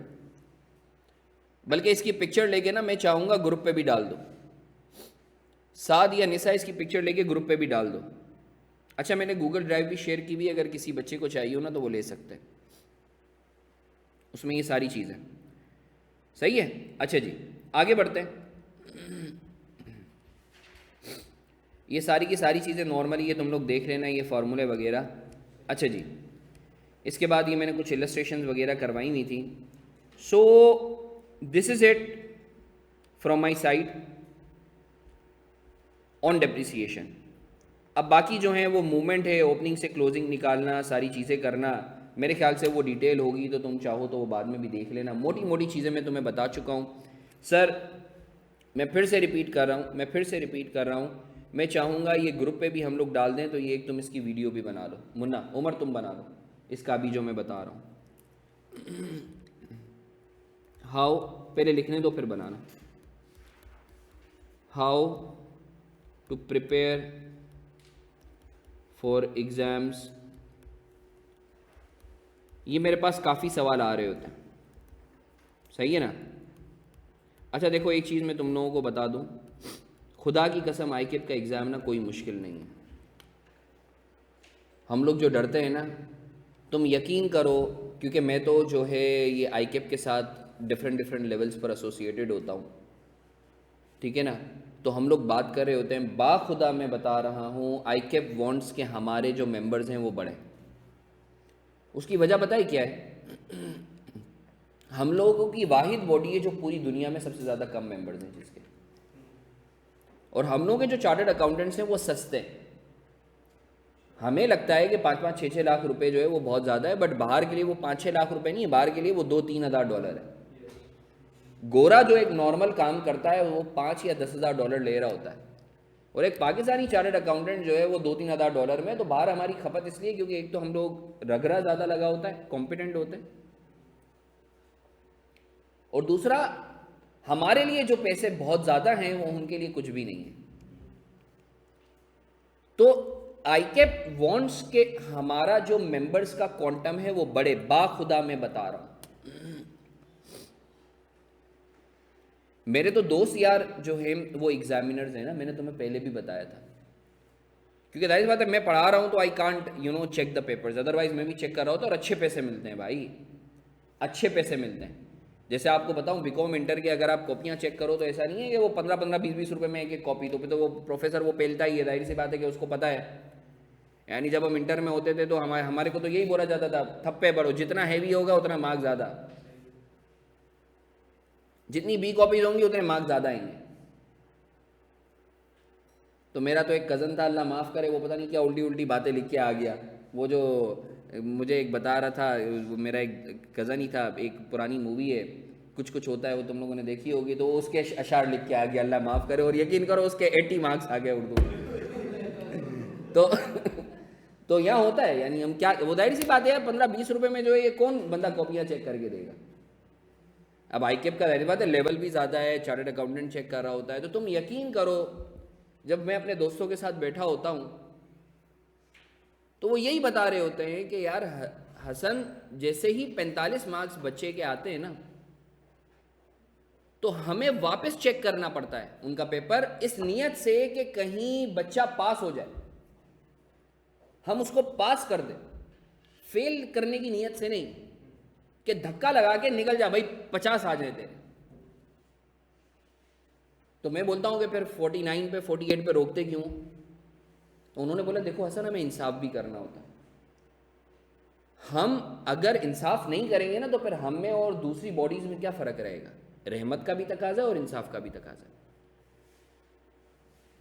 तो बताने का मकसद ये है, पहले अपने दिमाग से निकाल दो, पहले अपने दिमाग से निकाल दो। अच्छा हाँ होंगे खुरम, अब रेट बढ़ गया होगा, मैं आज से 10 साल पुरानी बात कर रहा हूँ, तो बिल्कुल 40-45 हो गए होंगे, अब तो हो जाने चाहिए यार, इन्फ्लेशन वगैरह की। 45 में क्या होता है? हाँ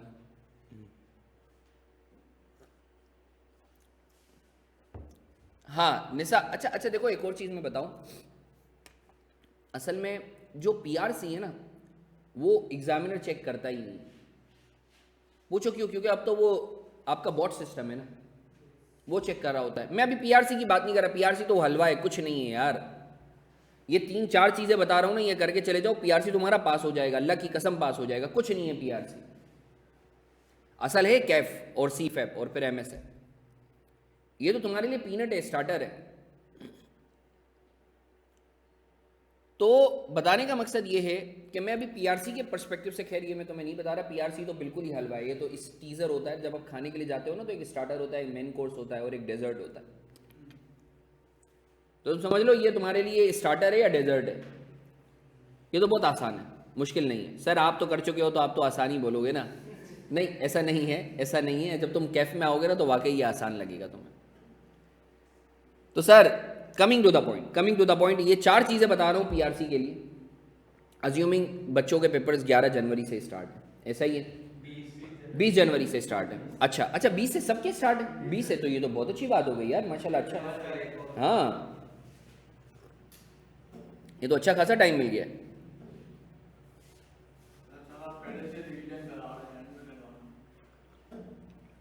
क्या? नहीं नहीं, अच्छी बात है, यानी अगर है 20 जनवरी तो मैं तो, मेरे लिए थोड़ा सा रिलैक्सेशन हो गया। अच्छा 23 दिन है ना, तो माशाल्लाह हम लोगों का अच्छा रिवीजन हो जाएगा। इन 23 दिनों में सर हम कैसे जो है वो करें? अज्यूमिंग सर हमारे कॉन्सेप्ट्स अच्छे नहीं हैं, कॉन्सेप्ट्स हैं तो देखो स्टेप बाय स्टेप बता रहा हूँ, ठीक है? सबसे पहले तो ये देखो कॉन्सेप्ट्स तुम्हारे जो है, पहले मैं लिख लेता हूँ, उसके बाद तुम लोग जो है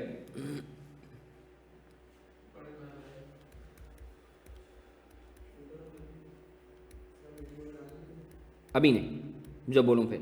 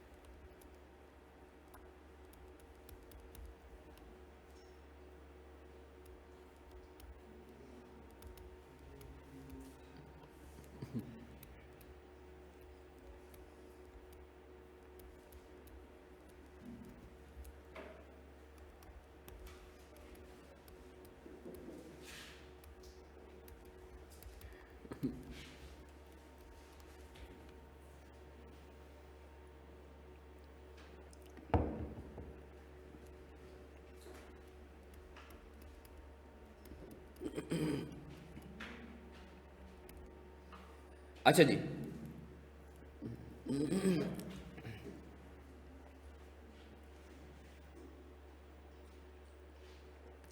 स्पेसिफिकली ये जो मैं तुम लोगों को टेक्निक बता रहा हूँ, स्पेसिफिकली ये अकाउंटिंग के लिए और जनरली ये पीआरसी के तमाम पेपर्स के लिए, राइट। ये जो टेक्निक है, मुझे अल्लाह की ज़ात से उम्मीद है कि अगर तुम इन टेक्निक्स को, ये मैं ऑनलाइन वाले बच्चों से भी मुखातिब हूँ, इन टेक्निक्स को अगर आप तमीज़ से फॉलो कर लेते हो तो मुझे अल्लाह की ज़ात से उम्मीद है तुम्हारे सारे पेपर्स जो हैं वो निकल जाएंगे, 90% गारंटी। हाँ, एक चीज़ है कि सर पेपर में हम घबरा जाते हैं, पेपर में हम भूल जाते हैं, अब इसका मैं कुछ नहीं कर सकता। मैं यही कह सकता हूँ बादाम खाओ, नमाज पढ़ के अल्लाह से दुआ करो, मगर इसका भी हल है, मैं बताता हूँ। सो टेक्निकली पेपर अगर पास करना है तो ये 4-5 चीज़ें मैं बता रहा हूँ। सर पहले तो अपने कॉन्सेप्ट्स को क्लियर कर लो। जैसे अभी हमने बात की ना एक्सपेंडिचर क्या है, काफ़ी बच्चे समझते हैं एक्सपेंडिचर और एक्सपेंस एक ही चीज़ होती है, हालांकि नहीं है। सर कॉन्सेप्ट्स कैसे क्लियर होंगे? अपने टीचर के लेक्चर्स देख लो। सर हम तो खुद से पढ़ रहे हैं, अव्वल बात तो ये खुद से पढ़ना नहीं चाहिए, यूट्यूब से सर पढ़ रहे हैं, किसी टीचर के साथ एसोसिएट हो जाओ। सर नहीं अब तो टाइम नहीं है ना सर, 20-22 दिन रह गए, अब आप बताएं क्या करें। भाई देखो उसके लिए जो है ना, मैंने तुम लोगों के लिए ये किया है कि एज अ सदका मेरे जो है क्या कहते हैं, जितने भी लेक्चर्स हैं प्रीमियम क्वालिटी 70 से 80 मार्क्स के, वो सब मैंने प्रीमियम क्वालिटी वो शेयर किए हैं मैं ग्रुप्स पे। या तो अपने टीचर के देख लो, नहीं है तो वो लेक्चर देख लो, तो उसमें से 70 से 80% एरिया तुम्हारा कवर हो जाएगा। In fact general ledger trial balance जो शुरू के 3 चैप्टर हैं वो भी मैंने वीडियोस भेज दी हैं, तो 90 मार्क्स तुम्हारे कवर हो जाएंगे। सिर्फ एक आध टॉपिक होगा शायद मैंने वो मैंने नहीं डाला हुआ है, वो लाइव मैंने करवाया था। तो पहले कॉन्सेप्ट्स क्लियर कर लो, लेक्चर्स लेके प्रॉपर्ली।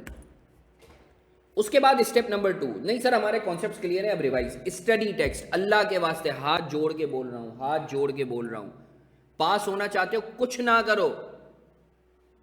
सर ये असाइनमेंट वो असाइनमेंट, हमने पढ़ा है कि सर ये वाले असाइनमेंट कर लोगे तो जो है वो पास हो जाओगे, उसमें से आता है। ओ भाई माफ करो यार, स्टडी टेक्स्ट पढ़ लो, स्टडी टेक्स्ट पढ़ लो, सब हो जाएगा। अरे भाई वो असाइनमेंट कुछ नहीं बने हुए, स्टडी टेक्स्ट से ही क्या किया है कि एक्टिव को पैसिव में कर दिया, पैसिव को एक्टिव में, वही कॉन्सेप्ट को टीचर अलग अलग तरीकों से पूछ रहा है। तो तमीज से स्टडी टेक्स्ट पढ़ लो, उसके जो क्वेश्चन है वो कर लो ना यार, असाइनमेंट करने की जरूरत ही नहीं पड़ेगी। I can bet on it यार, आई कैन ने इसके ऊपर लाखों रुपए खर्च किए हैं, तो वो अपनी स्टडी टेक्स्ट को ही बेस बनाएगा ना। हाँ आप डोंट एक्सपेक्ट कि वो फिगर्स भी वही छापे, फिगर्स तो वो नहीं छापेगा ना, फिगर्स चेंज होंगी, सिनेरियो चेंज होगा, बट कॉन्सेप्ट्स वही होगा। ऐसा हो ही नहीं सकता कि स्टडी टेक्स्ट में कोई चीज ना हो और वो पूछ ले।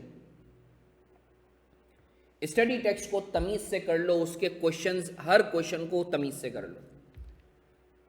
अगर तुम यही कर लेते हो ना काफ़ी है। नहीं सर फिर भी हमें पैनिक होता है, घबराहट होती है, तो क्विजेस कर लो। क्विजेस सर कहाँ से आएंगे? भाई मैंने क्विजेस जो है वो 5 चैप्टर्स के क्विज हो चुके हैं, सही है, मैंने ग्रुप पे तुम लोगों को डालता हूँ, वो मेरी टीएस जो हैं वो मैनेज कर रही होती हैं तुम्हारे पास रिजल्ट भी आ जाता है, सही है, पूरा स्केजुअल शेयर हुआ है, वो कर लो। फिर मैंने आखिर के 3 मॉक्स भी रखे हुए, तुम चाहो तो वो भी कर लो। बस ये कर लेते हो, उसके बाद सर ये जो मैं रिवीजन वीडियोस करवा रहा हूँ वो देख लो। ये 4-5 चीज़ें कर लेते हो, तुम्हारा पेपर, ये सिर्फ अकाउंटिंग के लिए नहीं, ये सारे सब्जेक्ट्स के लिए, पीआरसी के। तो अगर ये 4-5 चीज़ें कर लेते हो, तुम यकीन करो 95% चांसेस है, I can bet on it, अगर पेपर में सिर्फ अपनी नफ्स पे काबू कर लेते हो ना, तुम्हारा पेपर थ्रू हो जाएगा। सही है जी, आई होप आपको ये चीज़ क्लियर है। हाँ भाई ऑनलाइन वाले बच्चों, खुरम, अच्छा खुरम, ये जो सवालात है ना, देखो मुन्ना,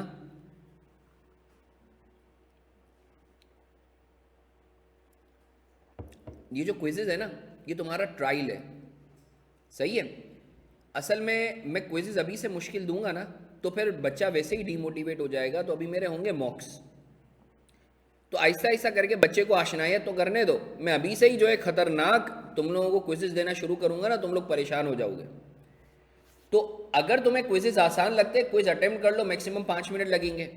असल तुम्हारी तैयारी है मॉक की, जो मैं मॉक कंडक्ट करवाऊंगा। नूर तो अच्छी बात है, तुमने स्टडी टेक्स्ट पढ़ ली है नूर पूरी?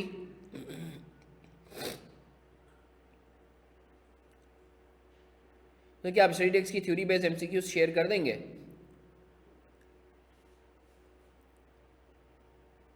एक मिनट, मैं ज़रा सवाल देख लूँ। साथ मेरी जान सवाल कर।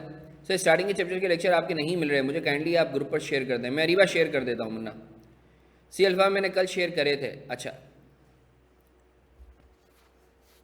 किसी का, बट कॉम्प्रिहेंसिव एग्जाम्पल सारी नहीं की। सारी कर लो कॉम्प्रिहेंसिव एग्जाम्पल सारी करो नूर, सारी करो। मैं तुम्हें आपस की बात बताऊं, ये जो क्विजेज और मॉक्स हम लोग ले रहे हैं ना, ये तो सिर्फ मैंने यूं ही जो है वो बच्चों के लिए मैंने कर लिया है, सही है ना। असल में ना स्टडी टेक्स्ट है।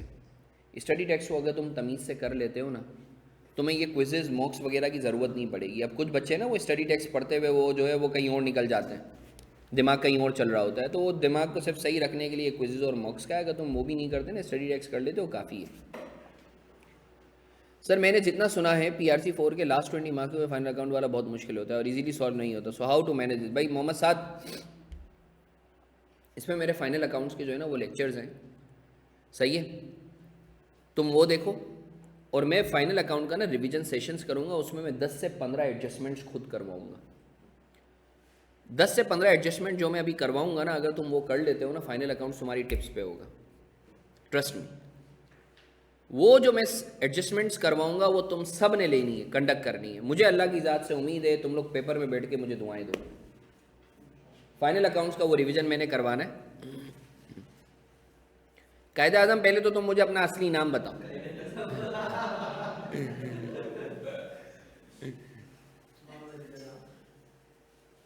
हाँ फाइनल अकाउंट, अच्छा मगर फाइनल अकाउंट्स करवाने से पहले मैं तुम सबसे दरख्वास्त करूंगा कि पहले जो है मेरे जो फाइनल अकाउंट्स के बेसिक के लेक्चर्स हैं ना वो देख लो, ताकि तुम्हें मेरा अंदाज पता चल जाए।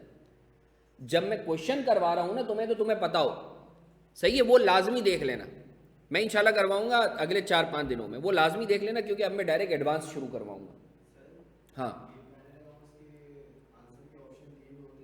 हाँ नहीं नूर कौन सा है चैप्टर रेट, कौन सा है? नहीं वो नहीं दिए होते, वो ब्लैंक्स होती हैं, वो कुछ नहीं करता। वो जो 20 मार्क का सवाल होता है ना, उसको तोड़ के हर एडजस्टमेंट के बाद वो डाल देता है, ब्लैंक डाल देता है, बोलता है इसका आंसर दो, सही है। अभी बताऊंगा जब करवाऊंगा तो। नहीं नूर वो लाइव में हुआ था मुन्ना, वो लाइव में हुआ था। अच्छा जी, तो आज के लिए इतना ही रखें। खुरम में शेयर कर दूंगा, हाँ क्यूरीज शाजिब भाई, अगर किसी का कोई सवाल आते तो कर लो, सही है, और फिर जो है इसको कंक्लूड करते हैं। हाँ मैं यही करूँगा, यही करना है, यही, उससे पहले रिवीजन नहीं होगा, इन्वेंट्री होगा फिर रिवीजन होगा, सही है। फाइनल अकाउंट्स आज से 4-5 दिन बाद हम मुन्ना इंशाल्लाह मेरे ख्याल से अगले सैटरडे को करवाऊंगा, अगले सैटरडे को। नूर में देखता हूँ कि आप स्टडी टेक्स्ट की थ्योरी बेस्ड MCQ शेयर कर देंगे। अरीबा थ्योरी बेस्ड, वो तो मेरी किताब है ना 1000+ MCQ की। असगर वो शेयर कर देते हैं, कल साद ने भी शेयर किया था, मैं वापस शेयर कर देता हूँ। मैं फिर से बोल रहा हूँ, एक हफ्ता है तुम्हारे पास, मेरे जो फाइनल अकाउंट्स के बेसिक्स के लेक्चर्स हैं जो यूट्यूब पे भी शेयर हुए हैं वो लाजमी देख लो, सही है ना। और अगले हफ्ते इंशाल्लाह मैं फाइनल अकाउंट्स के ऊपर जो है तुम लोगों को एडवांस्ड कुछ 15 से 20 एडजस्टमेंट करवाऊँगा। वो समझ लो, सॉरी फॉर माई अल्फाज, फाड़ू तरीन एडजस्टमेंट्स होंगी, तुम्हारा दिमाग घूम जाएगा। मगर अगर वो कर लेते हो तो आईकेप के अंदर जो वो पूछ ले सब अटेम्प्ट हो जाएगा, फाइनल अकाउंट्स की बात। मगर उसके लिए ज़रूरी है कि फाइनल अकाउंट्स के पहले तुम लोग मेरे बेसिक्स वाले लेक्चर्स ले लो, ताकि तुम्हारी बेस बन जाए मुझसे, सही है। खुश हो ऑनलाइन वाले बच्चों, खुश हो।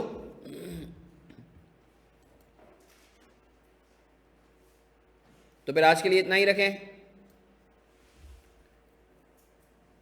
आज के लिए इतना ही रखें। चलें जी, मैं उम्मीद करता हूँ आप लोगों को फ़ायदा हुआ होगा। इंशाल्लाह फिर मुलाकात होती है, सही है। फाइनल अकाउंट जो है, thank you so much buddies for your kind prayers. इंशाल्लाह फिर जो है फाइनल अकाउंट्स के लिए हम नेक्स्ट वीक मिलते हैं। इसमें मैं बीच में 1-2 दिन क्लासेस जो है वो तुम लोगों की रख लूँगा, जिसमें इन्वेंट्री बेड डेट्स वगैरह भी करवा दूँगा। थैंक यू, अल्लाह हाफ़िज़।